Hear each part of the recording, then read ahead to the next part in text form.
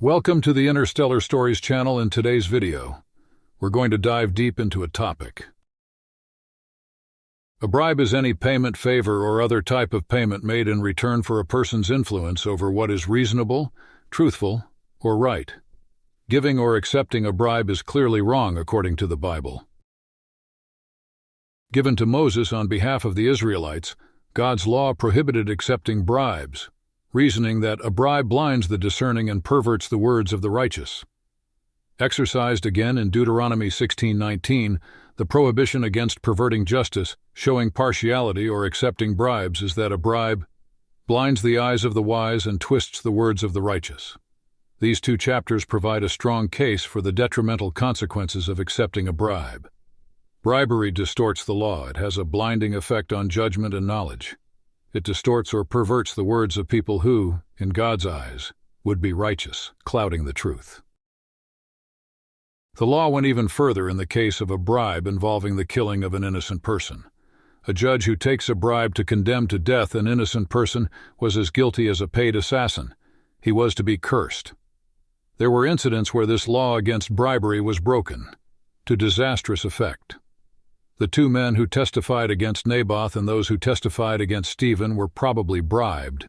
In both instances, an innocent man was killed. When high officials give and receive bribes, it causes evil in a society.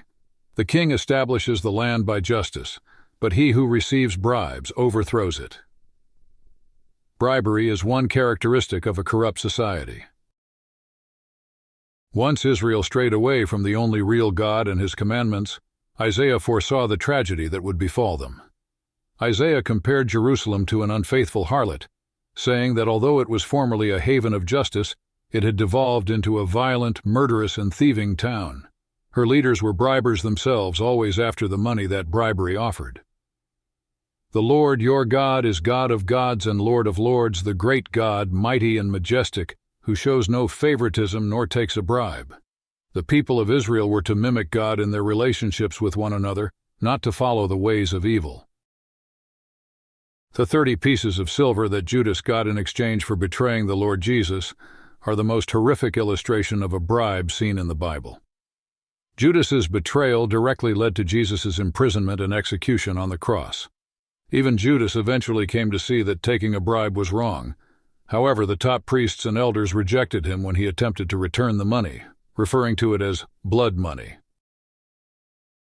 To catch Samson, Delilah was bought off. Samuel's sons accepted bribes, demeaning their position. King Ahasuerus was bought off by the evil Haman, who wanted to exterminate the Jews in Persia. Felix left Paul behind in jail with the intention of buying a bribe from Paul. Furthermore, the top priests and elders bought off the soldiers tasked with protecting Jesus' tomb so they would propagate a false narrative of Jesus' absence. Truth and justice meant nothing to the people who accepted the payments in any of the cases.